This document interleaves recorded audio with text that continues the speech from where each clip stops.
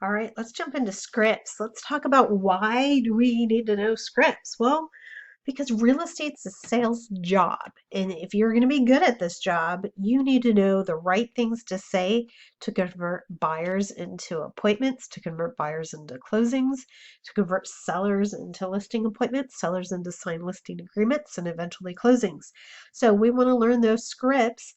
And then we want to dive into how do we overcome the objections that we get when we do follow the scripts, because people are going to put up walls and want to put off meeting with you and give you all kinds of excuses. And we need to get really good at those sales skills to learn how to overcome those objections, close for the appointments, close for those contracts. Um, I'm not going to spend a ton of time on this video because we dedicate 2 hours every week to this topic. I just want you to know that there's reference material in your binder here and then also on the hub, which I'll show you in a minute.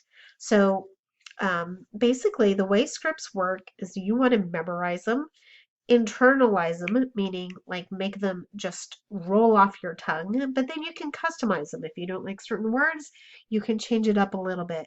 But overall, this what you say to a prospect at an open house to convert them to an appointment is going to be just about the same thing every single time once you memorize these scripts and then internalize them, make them your own, customizing them. All right, I highly recommend you pick a partner or two and practice these scripts weekly. We will be practicing like I said, in the Tuesday classes from 10 to noon. That's what that class is for. But this is the reference. When I start talking about the scripts, this is where you're going to look at them and understand where they're coming from. The first script I would recommend you learn is converting a sign call, so floor duty. When you're covering the phones for the office, the agent on demand is what we call it. Usually they're going to be sign calls, so understand how to convert a sign call. Then work on your open house scripts. I do want to point out there's a book of scripts by Tom Ferry that's located on our hub.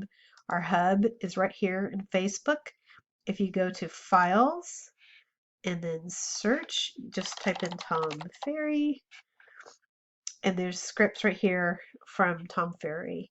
So there's all kinds of scripts for every scenario in the world. This book right now in our Tuesday classes are going to start with, the basic ones, the ones that you're going to use the most. So again, I'm not going to go into reading these. This is what we're going to be doing on Tuesdays. I want you guys to start reading these, maybe make flashcards and practice. Buyer lead sheet. The other thing to note is that there's a lead sheet for buyers, there's a lead sheet for sellers, and a lead sheet for listing leads. Those are the scripts that helps walk you through the scripts.